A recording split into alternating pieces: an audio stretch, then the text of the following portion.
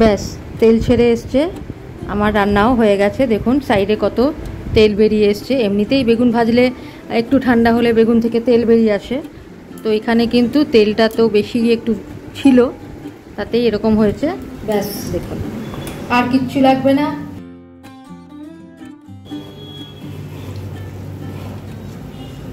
Ready to serve. নমস্কার, আসান cook টুরে আপনাদের স্বাগত। এখন বেগুন দিয়ে আমি একটা রান্না করব, তার জন্য কি করতে হবে দেখাচ্ছি।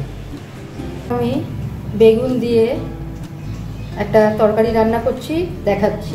বেগুনটা কেটে নিচ্ছি, লম্বা লম্বা পিস করে বেগুনগুলোকে কেটে নিয়েছি। এবার নুন হলুদ মাখিয়ে ভাজবো। বেগুনটা কিন্তু আমি আগেই ধুয়ে নিয়েছিলাম। আমি এবার এখানে অনেকটা পরিমাণ রাঁধুনি নিয়ে নিয়েছি, এটাকে অনেকে চন্দনীয় বলে, আর নিয়ে নিয়েছি দুটো কাঁচা লঙ্কা। এইটা আমি বাটবো, এবার বেটে নিয়ে ফিরে আসছি। হলুদ মাখানো হয়ে গেছে, এবার আমি এটাকে ভাজবো। তেল দিয়ে দিচ্ছি একটু বেশি করে।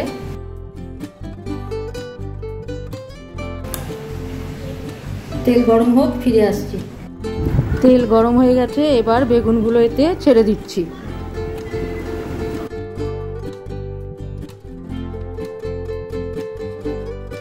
ব্রাউন করে বা লালচে করে ভাজবো, তাই জন্য ঢাকা দিচ্ছি না, মিডিয়াম আছে এটা ভেজে নেব চাইছি। এই যে এখানে যেমন ভাজা লাল রং হয়েছে, এইরকম লাল রং পেতে গেলে আঁচটাকে একটু বাড়িয়ে রাখতে হবে। আবার কিছুক্ষণ পরে ফিরে আসছি। বেগুন ভাজা হয়ে গেছে, এবার এগুলোকে আমি তুলে নিচ্ছি, তারপরে কি করছি দেখাচ্ছি। আমি কিছুটা তুলে নিয়েছি, এবার এতে দিয়ে দিচ্ছি একটা কাঁচা লঙ্কা। একদম তেলটাকে আমি গ্যাস বন্ধ করে ঠান্ডা করে নিয়েছি, ঠিক আছে। এটা একটা টিপস, যে গরম তেলের মধ্যে যদি খুন্তি ডুবিয়ে রাখা হয়, আমি আগেও বলেছি, তাহলে কিন্তু তেলটা অতটা ছেটে না, ঠিক আছে। ওই জন্য খুন্তিটা ডুবিয়ে রেখেছি। কাঁচা লঙ্কা একটা দিয়েছি, দুটো দিয়ে তো বেটেছি, আর একটু রাঁধুনি ফোড়ন দিয়ে দিচ্ছি সামান্য।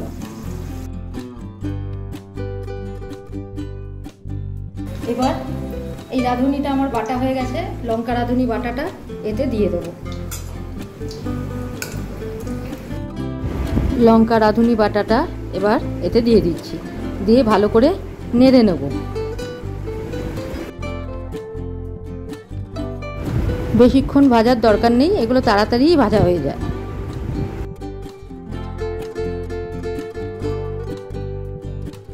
এবার এতে বাটি ধোয়া জলটা দিয়ে দিচ্ছি।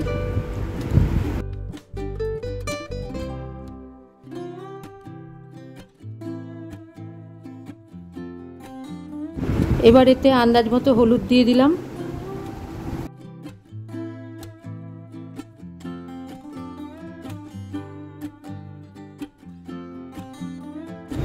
এবার দিয়ে দিচ্ছি স্বাদ অনুযায়ী নুন, যে যেরকম নুন খান সেই অনুযায়ী, বেগুনের পরিমাণ অনুযায়ী নুন দেবেন।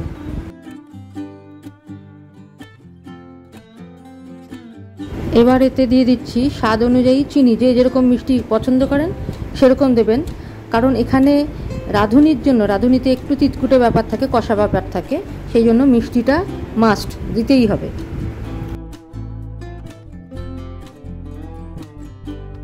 এবার এতে বেগুন ভাজাগুলো ছেড়ে দিচ্ছি। এইটাতে কিন্তু এই রান্নাতে জল লাগে না বললেই চলে, কিন্তু একটু মশলাটা তো মাখাতে হবে, বা টেস্টটা যাতে ঢোকে আর কি বেগুনে, সেই জন্য সামান্য একটু জল দেব।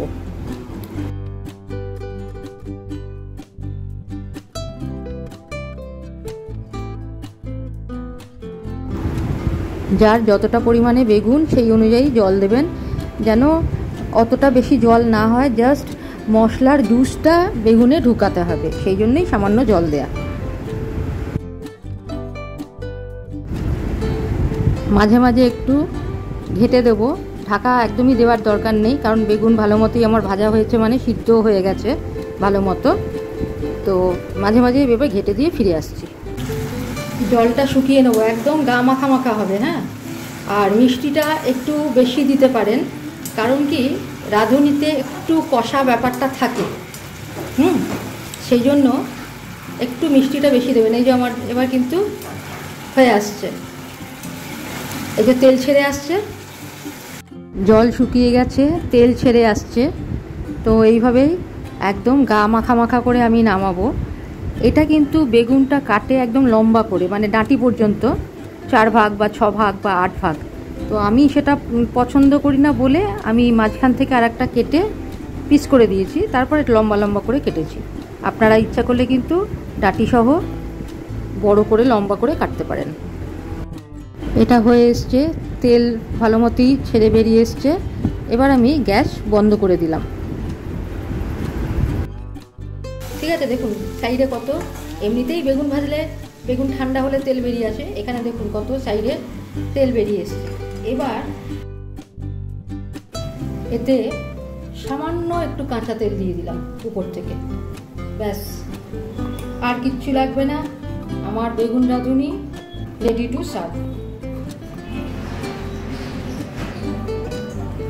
প্লেটিং করে দেখাচ্ছি, দেখুন কি সুন্দর দেখতে হয়েছে। এবার দেখুন এই সাইড দিয়ে যত একটু হয়তো এখন ঠান্ডা হচ্ছে, সাইড দিয়ে কত তেল ছেড়ে বেরিয়ে এসছে। দেখুন মিষ্টিটা একটু বেশি দেবেন, ভালো লাগবে, দারুণ লাগবে। খুব সাধারণ রান্না, দেখুন কিচ্ছু নেই, 2টো উপকরণ দিয়ে বেগুন রাঁধুনি রেডি। আমার বেগুন রাঁধুনি রেডি টু সার্ভ। আজকের মতো এখানে রাখছি। বেগুন রাঁধুনি একবার নতুন, একদম কারো কাছে খেয়েছেন বলে তো জানি না, এটা আমার পিসির বাড়ির রান্না, খেয়েছি, খুবই ভালো হয়, একবার করে দেখবেন, খুব সাধারণ। হ্যাঁ, আজকের মতো তাহলে এখানে রাখছি। লাইক শেয়ার সাবস্ক্রাইব করতে ভুলবেন না। ভালো থাকবেন, ধন্যবাদ।